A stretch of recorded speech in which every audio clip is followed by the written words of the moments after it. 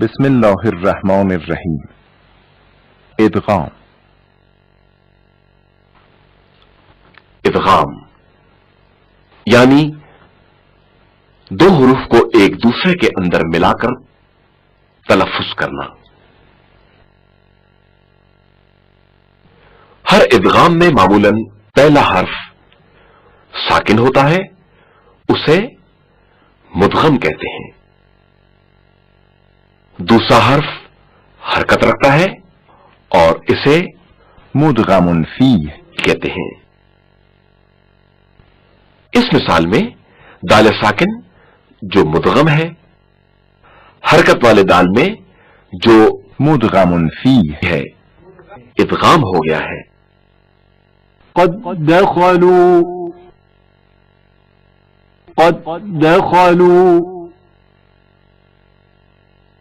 ادغام کے مقامات. پہلی قسم ایک جیسے دو حروف کا آپس میں ادغام، جسے ادغام متماثلین بھی کہتے ہیں. جیسے میم ساکن کا میم حرکت دار میں ادغام ہونا. وهم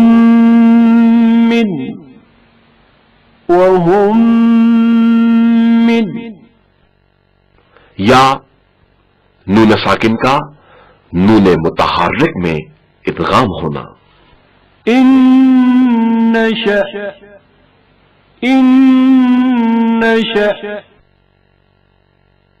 دوسری قسم دو ایک جیسے مخرج والے حروف کا آپس میں ادغام ہونا، جسے ادغام متجانسین کہتے ہیں.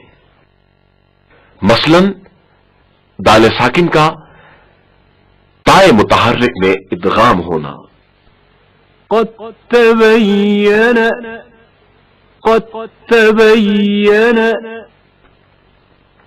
دال ساکن کی آواز واضح طور پر سنائی نہیں دیتی، اس کے بدلے تا کی آواز تشدید کے ساتھ ادا ہوتی ہے.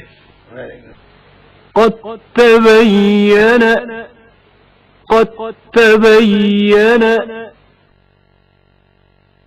تائے ساکن کا دال حرکت دار میں ادغام ہونا، جس کے دو مقامات ہیں.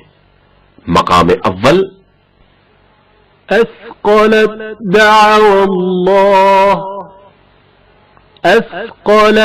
دعوى الله مقام دوم أجيبت دعوتكما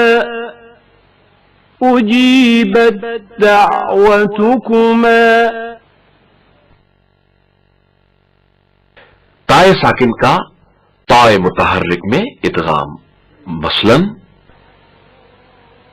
قالت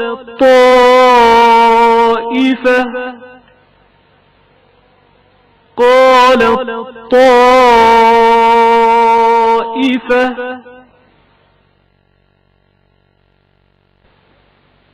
تائے ساکن کا تائے متحرک میں ادغام. مثلا فرطت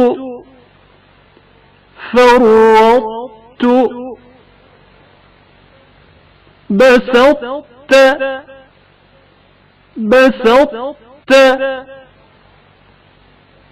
أحطت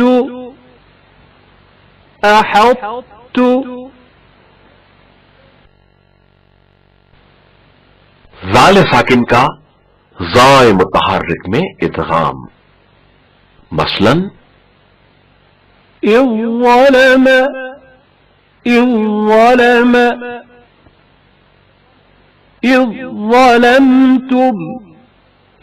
ظلمتم سائے ساکن کا زال متحرک میں ادغام. مثلا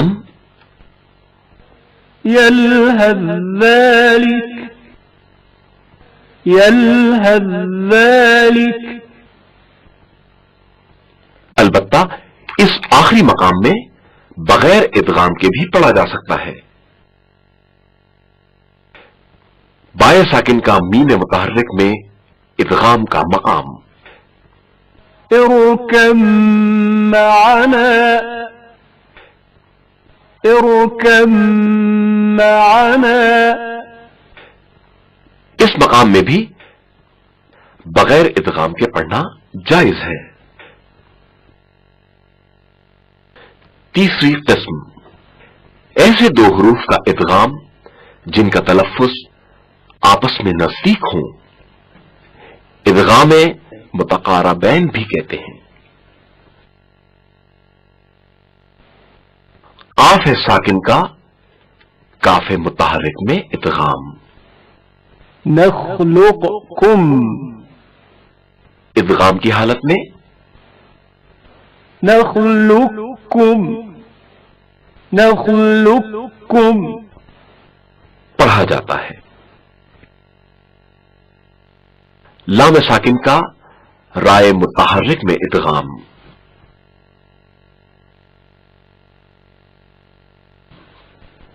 لام ساکن کا رائے متحرک میں ادغام. قل ربي. ادغام کی حالت میں پڑھتے ہیں قل ربي قل ربي.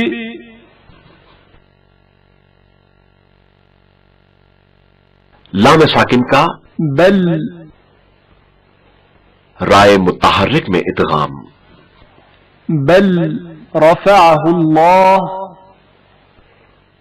ادغام کی حالت میں پڑھتے ہیں بل رفعه الله بل رفعه الله.